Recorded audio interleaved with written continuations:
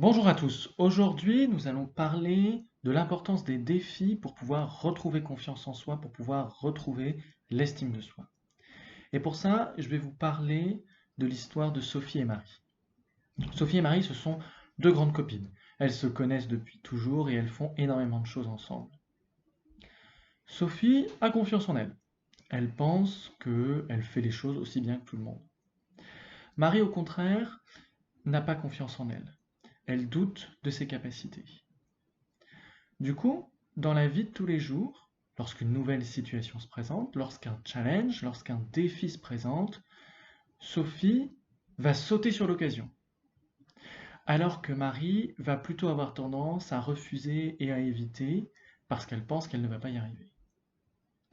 Par exemple, lorsque quelqu'un va proposer de tester un nouveau sport, de tester le skateboard, Sophie va se dire allons-y, alors que Marie va dire oh, je vais me casser la figure, c'est pas pour moi.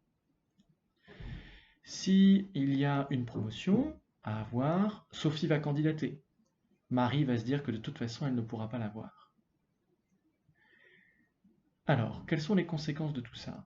Eh bien, puisque Sophie fait des nouveaux tests, puisque Sophie fait des expériences, elle va pouvoir apprendre des choses, acquérir des nouvelles compétences, et donc du coup, elle va pouvoir prendre confiance en elle.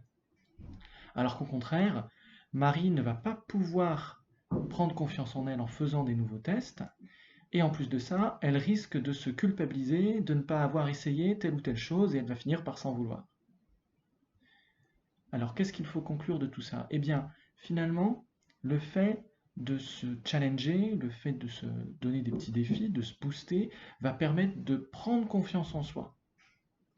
Et donc, pour retrouver l'estime de soi, pour retrouver la confiance en soi, il faut essayer de se fixer des petits défis au quotidien, des petits objectifs. Alors il ne faut pas chercher à gravir le mont Everest tout de suite ou à courir un marathon alors qu'on ne s'est jamais entraîné avant. Il faut fixer des objectifs, des étapes qui sont raisonnables. Par exemple, demain, je veux apprendre à cuisiner. Je vais commencer par faire une quiche. Après, je vais faire une tarte. Après, je vais faire un gâteau, puis un plat en sauce. Et je vais essayer de monter en complexité, en difficulté.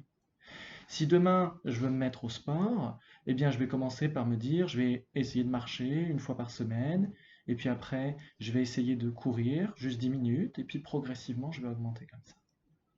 Et c'est le fait de se faire des défis, de se challenger, de faire des nouvelles expériences qui va permettre de prendre confiance en soi. Donc on résume.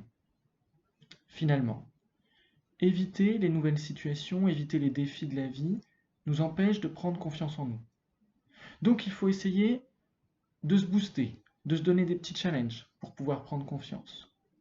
Il faut être raisonnable et ne pas chercher à vouloir faire tout de suite. Et puis il faut être patient avec soi-même, parce que rappelez-vous, Rome ne s'est pas fait en un jour.